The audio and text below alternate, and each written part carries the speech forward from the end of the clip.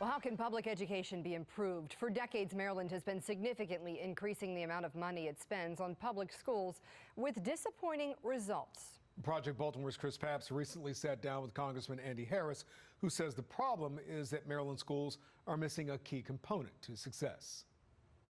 Project Baltimore launched in 2017 with a mission to hold school leaders accountable, give a voice to the voiceless, and investigate how your tax dollars are spent on public education.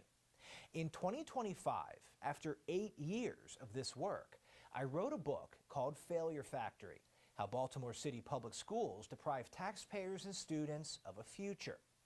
Recently, I learned Maryland U.S. Congressman Andy Harris read the book. So we sat down to discuss his views on public education, the problems, and potential solutions. How worried are you over the current state of public education? Very worried. Thank you all for being here with us. Andy Harris, for 15 years, has represented Maryland's first U.S. congressional district. If our children can't do math at the end of high school, how are they going to function in a 21st century global economy? Prior to serving in Washington, he spent 12 years in the Maryland State Senate. And he says Project Baltimore's years of reporting, found in the book Failure Factory, confirms what he always felt was true. The system is totally corrupt. It's a self-preservation system. I suspected it for a long time. Harris says it's time for a change, and it starts with admitting there's a problem. Let's just all agree that the public school system in Maryland, especially in Baltimore City, is failing.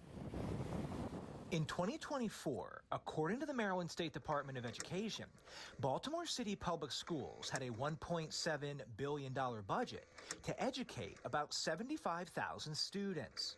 That same year, the school system recorded a 70% high school graduation rate, with 10% of students throughout the district testing proficient on the state math exam. By comparison, in 2017, city schools had a $1.3 billion budget for about 82,000 students. Still, 70% of students graduated and 11% tested proficient in math. The district received a roughly 30% increase in funding from taxpayers, with largely the same student outcomes. How do you square those two things? You can't. Well, the only way you square it is your system is completely failing. To help improve public education, Harris, for years, has been a proponent of school choice. Where you have something that's failing, the thing that usually brings that out of failure is competition, is the fact that you actually have to compete to get the dollars, to get the students. School choice gives families the option, with a voucher if necessary, to choose which school their children attend, instead of always being zoned to specific schools based on where the student lives. A main opponent to that idea is the teachers' unions, such as the Maryland State Education Association.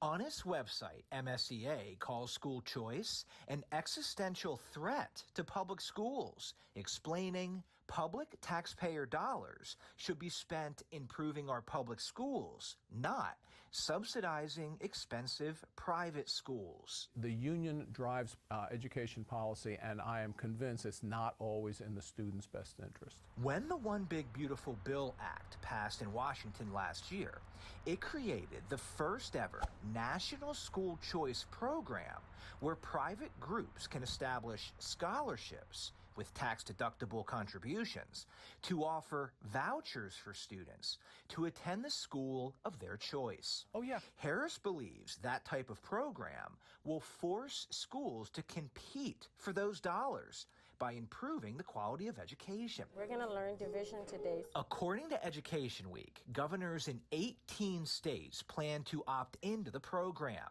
4 have opted out, and 28 states, including Maryland, have not yet decided. That's absolutely right. But Harris hopes Maryland does opt into the program because he says too many schools, especially in Baltimore, are failing to properly educate students.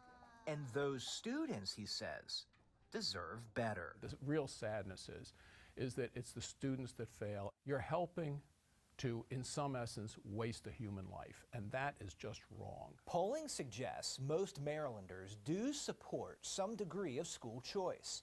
According to a Gonzalez research poll published last year, 74% of Maryland voters support school choice, with 59% strongly supporting it.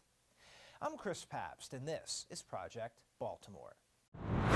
Hi, I'm Maxine Stryker. Thanks for watching. Don't forget to like this video and subscribe to our channel, and check out Fox Baltimore on social media to find more stories like this.